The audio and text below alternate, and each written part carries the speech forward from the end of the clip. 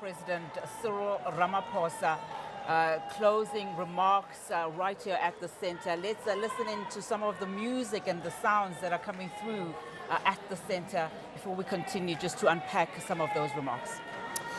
This gavel has now formally left the hands of South Africa as the president of the G20 this year, and now has been handed over to the United States. And it's interesting when you look at the optics, right? President Cyril Ramaphosa has always said he doesn't want to hand over to an empty chair. And yes, the US UNATI asked to do this through a charge, but unfortunately that request was rejected. Now we know the handover will take place at the DIRCO offices. Absolutely. Dr. Ronesh, let me bring you in here. I mean, I want to just take on some of the things that he said, and we've spoken around a lot of what he said basically, and I want to just talk about the remarks on climate change, pledging to increase quality and quantity funding around climate change. I think that was also a bold, remarkable statement from him, given just some of the utterances that we've seen. Just your thoughts around that, Ronesh. Yeah, Unati, I think climate change will remain to be a very topical issue, especially for G20 summits. Just to give you a bit of numbers, these numbers are not very well known, but the richest 10% of countries, especially in the West, they are responsible for 50% of all global emissions, greenhouse gases. The middle-income countries, which comprise around 40%, they're responsible for 43% of emissions. And the poorest 50%, countries in Africa, Latin America and Asia, they're responsible for only 8% of emissions. And then another very interesting stat, if you look at the longitudinal study between 1975 to 2024, the biggest gas house emission emitters was China. It was a huge percentage. It was China increased their greenhouse gas emissions by a whopping 939%. The US only, between that period, only managed to increase their greenhouse gas emissions by 11%. But the one country that actually stands out between 1975 to 2024 was India, close to 1,300%. And Africa, the last 4 or 5 years, we were just responsible for around 4%. So it is a huge issue. So that's the reason we saw the kind of commentary, we saw the kind of statements made in the Johannesburg Declaration, now official, that something needs to be done. Africa, Asia, Latin America, the global south is indeed being treated unfairly. We're not responsible for all of this. The West is, the global north is. So we want some kind of justice. And President Ramaphosa even spoke about we live in an interconnected world. It is about us. It is about we. Right at the end, he actually, singled out this word justice. It's about us working together as a collective. Yeah.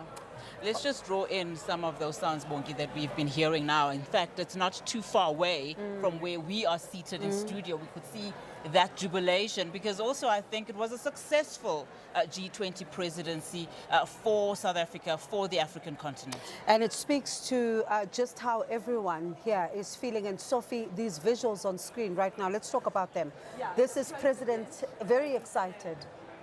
World Trade Organization director with the president there. You can see her, Nigerian. She's based in Geneva.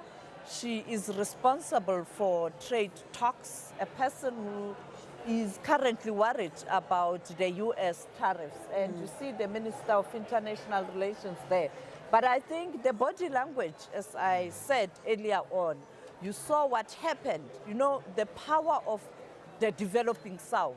The leaders of the developing South were the ones that went forward to congratulate President Ramaphosa. India, Brazil, Indonesia, and then of course the developed North. We saw them moving. Former President Obasanjo, who presented that report when we started on behalf of elders on the continent as it relates to the debt cancellation. The Prime Minister of Italy, there she is. And, normally the body language between her and President Trump is so cordial, but there she is also talking to President Ramaphosa. And I think those leaders going to President Ramaphosa saying as the G20, as the collective, we did a good job to send a message that multilateralism must be respected, and also let's continue to promote the objectives of the United Nations as it relates to sustainable development goal with the targets we are trying to catch up, 2030. The Pact of the Future, you'd recall, this is a decision or a pact that was adopted on the margins of the United Nations General Assembly. So as I pointed out, it's the developing South or the South-South. Say, we are here, listen to us, it's our time. And then you have IPSA this morning, India, Brazil, South Africa meeting. The Prime Minister of India, the President of Brazil, and the President of South Africa. And those are the leaders who were there first to congratulate President Ramaphosa. And then they accommodated the UN boss in terms of his statement on Friday to say it's a race against time. We want leadership.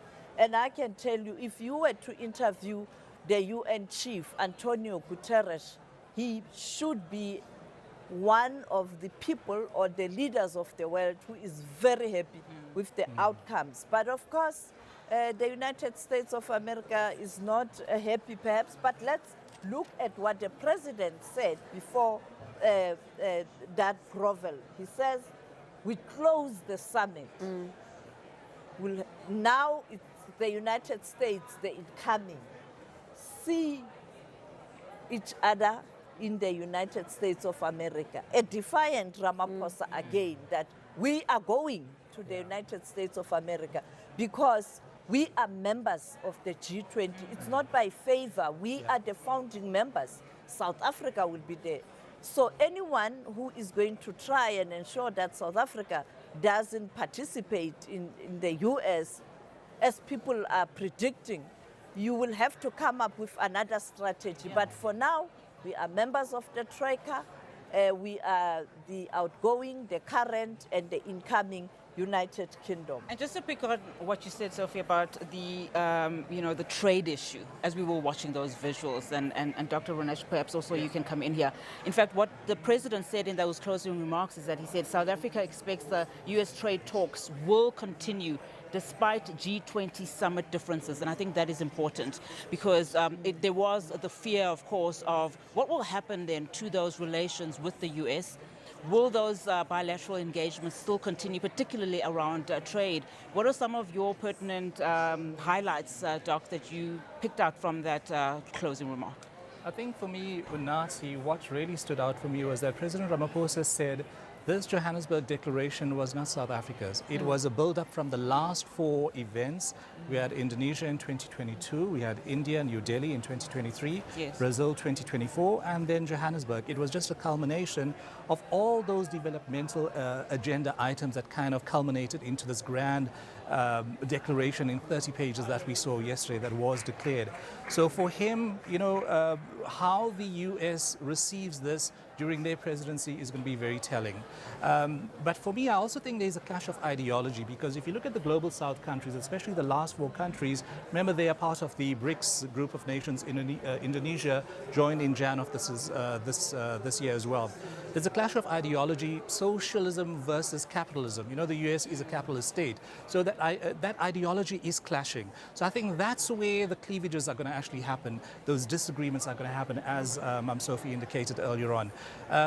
The 30-page declaration, the US will probably scan it, look at it.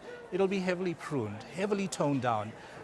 This thing of our three agenda items for the entire year of our presidency, when you juxtapose that against what the US is pushing, DEI, I think there's a direct conflict there. So I think the US, it will be very interesting to see how the US actually receives, this declaration or the baton from South Africa. We're part of the Troika. The US cannot wish us away.